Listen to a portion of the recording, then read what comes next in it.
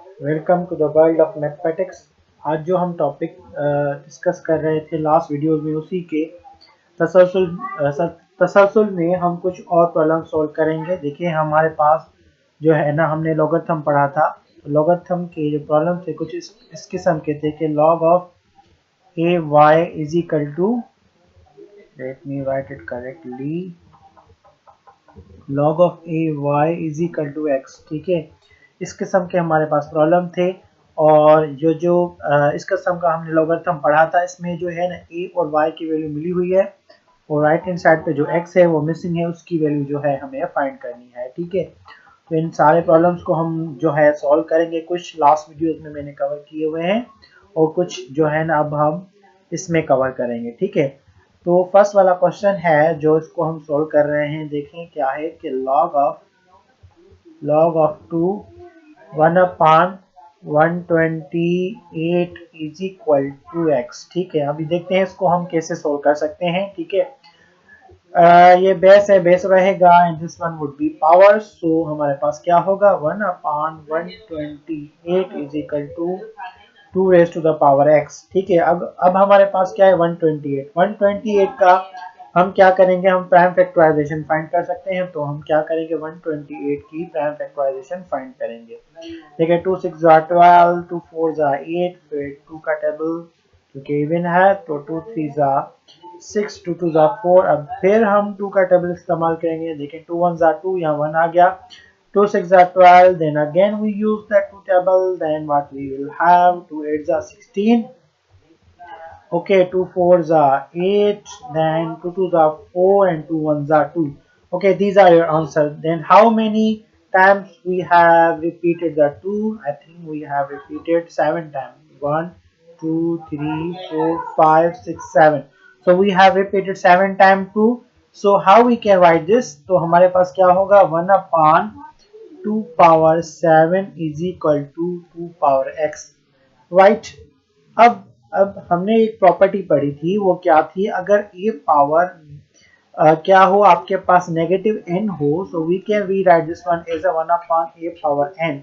The condition is that a should not be equals to 0। ठीक है, ए 0 नहीं हो सकता, ए 0 नहीं होना चाहिए। उसके अलावा अगर कोई भी वैल्यू है 1 अपॉन ए पावर एन के फॉर्म में, तो उसको कैसे लिख सकते हैं, ए पावर नेगेटिव एन। ठीक है, तो इसी प्रॉपर्टी को यूज करते हुए इसको हम लिखेंगे 2 पावर 7 को, तो ये किसके बराबर हो जाएगा, 2 power negative 7 is equal to 2 power x। ठीक है, I have told you that अगर हमारे पास a power m is equal to a power n हो, अगर बेसिस सेम हो तो पावर आपस में क्या होते हैं, बराबर होते हैं।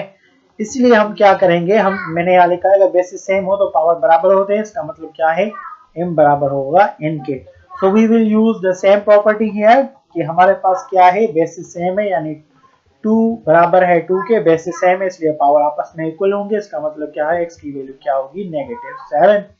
So we got the solution of first one. In this case, the value of x is -7, right? Now come to the next question and let's see how we can solve this. ठीक है, इसको first of all convert करेंगे ordinary form में। तो ये क्या है आपके पास, ये होगा 8 is equal to 2 raise to the power x। ठीक है, 8 को देखें, अगर यहाँ देखें 8 को कैसे लिख सकते हैं, 8 को लिख सकते हैं 2 पावर 3। ठीक है, 2 मल्टीप्लाई बाय 2 मल्टीप्लाई बाय 2 होगा 2 power 3। So 2 power 3 is equal to 2 power x, because the bases are same, bases same है इसलिए पावर आपस में बराबर होंगे। इसलिए x की वैल्यू क्या हुई, x की वैल्यू हुई यहाँ आपके पास 3। So we got also solution of this one. Now I think we should solve first 10th and 9th, then we 10th and 11th, then we go to the 9th one because it's little bit lengthy. Okay, so ये solve कर लेते हैं, it's look like easy. Okay, so what do we have? First of all हम 10 को इस problem को convert करते हैं ऑर्डिनरी फॉर्म में। तो क्या होगा, 2 is equal to 2 raised to the power x, because the bases are same। और हर नंबर के ऊपर क्या होता है, हर नंबर के ऊपर पावर 1 होता है। because the bases are same, इसलिए बेसिस सेम है तो पावर आपस में बराबर होंगे। इसका मतलब क्या हुआ, x की वैल्यू क्या हुई, x की वैल्यू 1 हुई इस केस में। Now come to the question number 11 and we see how we can solve this question. So what do we have, हमारे पास इसको first of all ordinary form में लिखेंगे, क्या होगा 64 is equal to 2 raise to the power x, ये हमारे पास है। ठीक है, अब हमारे पास क्या है 64, तो 64 का देखें हमारे पास, अगर आप देखें तो 64 का जो हमने एलसीएम लिया है, सॉरी प्राइम फैक्टराइजेशन लिया है, वो क्या होगा 2 रेज टू द पावर 6 हो जाएगा।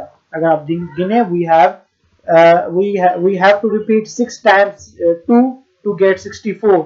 ठीक है, तो हमारे पास क्या होगा, हमारे पास होगा 2 raise to the power 6 is equal to 2 power x। ठीक है, right. Now because the bases are same, bases सेम होंगे इसलिए पावर भी आपस में क्या होंगे, इक्वल होंगे, इसलिए x की value in this case is 6। So we got the value of x is 6 in this case, right? I don't think it's look like a n, so let me write it correctly.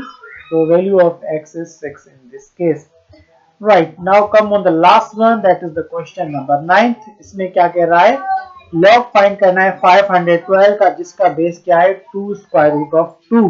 ठीक है, तो हम इसका solution निकालते हैं। हमारे पास क्या है, हमें फाइंड करना है लॉग ऑफ 512 जिसका बेस क्या है 2 square root of 2। We have to find the solution of this question. ठीक है, हमारे पास हमसे देखिए क्वेश्चन ये मुतालबा कर रहा है कि अगर आपके पास लॉग 512 है जिसका बेस 2 स्क्वायर रूट ऑफ 2 है, so this one is equal to what, ये किसके बराबर होगा, ये किसके बराबर होगा, that means what is the value, what is the result of this one. So result could be represented as a non unknown, that is x, right? तो हमें अननोन x की वैल्यू चाहिए, इसका हम सॉल्यूशन फाइंड करेंगे। Now first of all we convert this one into the ordinary form। हम इसको ordinary form में convert करेंगे तो ये क्या होगा, 512 is equal to 2 and square root of 2 के ऊपर raised to the power x। ठीक है, 512 is same, आपको पता है कि हर नंबर के ऊपर पावर 1 होता है और स्क्वायर रूट की वैल्यू क्या होती है, स्क्वायर रूट की वैल्यू होती है 1/2। ठीक है, तो स्क्वायर रूट ऑफ 2 की वैल्यू क्या होगी, स्क्वायर रूट ऑफ 2 की वैल्यू होगी 1/2 whole raise to the power x। ठीक है, अब हमें क्या करना है, अब इन दोनों का मसला हल करना है। दैट मीन अगर हमारे पास बेसिस सेम होते हैं तो हम, और जो बेसिस मल्टीप्लाई होते हैं तो पावर को हम ऐड करते हैं, यानी what do I mean, if we have a power m and a power n, अगर देखें बेसिस सेम है और वो मल्टीप्लाई हो रहे हैं तो पावर्स को हम ऐड कर लेते हैं, तो क्या होगा a power m plus n, we will have this result। ठीक है, तो इसी रिजल्ट को हम यूज करते हुए इसका सॉल्यूशन फाइंड करेंगे। ठीक है, मेरे पास क्या है, मेरे पास 2 रेज टू द पावर 1 है multiply 2 raise to the power 1/2 है, ये किसके बराबर हो जाएगा 2 raise to the power 1 plus 1/2। अभी हमें क्या प्लस करना है, हमें ये ऐड करना है 1 को 1/2 से ऐड करना है, तो हमें 1 को ऐड करना है 1/2 से। ठीक है, राइट। अभी देखें 1 को 1 के नीचे कुछ नहीं हम सपोज करेंगे, और हमें पता है हर नंबर के नीचे 1 होता है, तो हर नंबर, इसलिए हम 1 के नीचे 1 देंगे। ठीक है, आपको पता है कि दो फ्रैक्शन को हम तब तक प्लस नहीं कर सकते जब तक दोनों का डिनोमिनेटर सेम ना हो, इसलिए हम इन दोनों का डिनोमिनेटर सेम बनाने के लिए 1 से 2 मल्टीप्लाई भी करेंगे, डिवाइड भी करेंगे। So what I am doing, I am multiplying and dividing by 2 here. तो ये क्या होगा 2 1s are 2, तो आपके पास क्या होगा, ये आपके पास होगा 2 and 2 1s are 2, you will get 2 plus you have 1/2, और जब डिनोमिनेटर सेम होता है तो हम जस्ट न्यूमरेटर को ऐड कर लेते हैं, 1 प्लस 2 आपके पास क्या होगा 3/2। तो 3/2 इन दोनों के एडिशन का आंसर आया। So what do we have, we have 3/2, the result of the addition of these two numbers, right? So what do we have, we have 3/2 of this number। ठीक है, तो ये मैं यहाँ लिख लेता हूँ, ये 512 हमारे पास सेम होगा और 2 के ऊपर पावर हुआ 3/2 whole raise to the power x। देखिए 512 को अगर हम प्राइम फैक्टराइजेशन निकालें तो क्या होगा, 512 का होगा, देखें 2 2 टू द 4 और यहाँ 1 चला जाएगा, 2 5 द 10 और यहाँ 1 चला जाएगा 2 6 द 12। ठीक है, अब हम फिर टेबल लगाएं तो 2 1s are 2, 2 2s are 4, यहाँ 1 चला जाएगा, 2 8s are 16। 128 का हम निकाल चुके हैं, वो क्या था 2 पावर 7 और 2 पावर 2 और आ जाएंगे, क्या हो जाएगा 2 पावर 9। ठीक है, I think it's it's about to finish the time. ये जो है नेक्स्ट वीडियो में इसका तसलसल हम कंटिन्यू